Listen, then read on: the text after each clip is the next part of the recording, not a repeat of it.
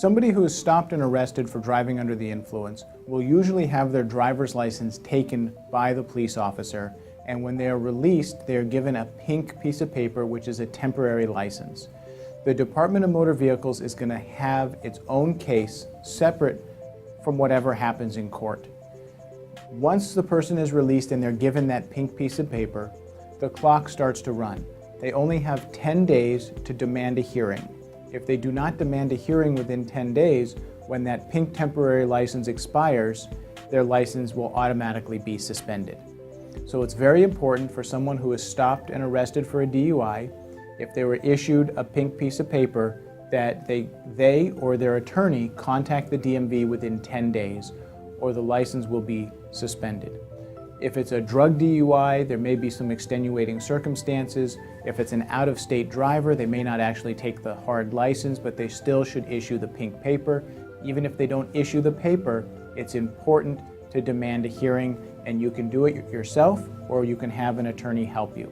The Department of Motor Vehicles is going to attempt to suspend your driving privilege.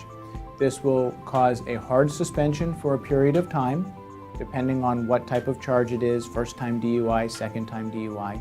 It also will result in you being required to have a special form of insurance, which is called an SR-22.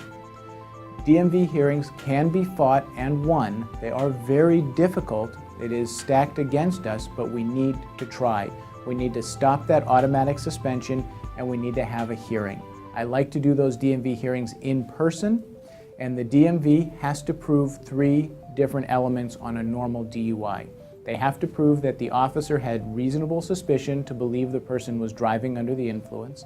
They need to prove that the person was lawfully arrested, and they need to prove that there was a chemical test administered that was a 0.08 or above within 3 hours of the time of driving.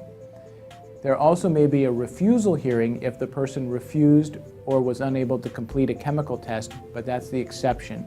Most people did do a test, and we need to fight those 3 elements. At a DMV hearing, the respondent, or the person that is being charged with the DUI, has a right to present their own evidence. They can testify on their own behalf, and they can also call expert witnesses or other witnesses that may have been there to testify. It's very important to defend a DMV hearing. The consequences are license suspensions and insurance requirements and fees, but it is also a key to handling the criminal case. So when looking at a DUI, it's very important to handle the administrative hearing with the Department of Motor Vehicles to get the best possible result at the DMV and in court. If you would like to discuss your case and learn more about the Department of Motor Vehicles and what goes into successfully handling an administrative hearing, feel free to call my office. You can reach me, attorney Mark Rosenfeld, at 310-424-3145.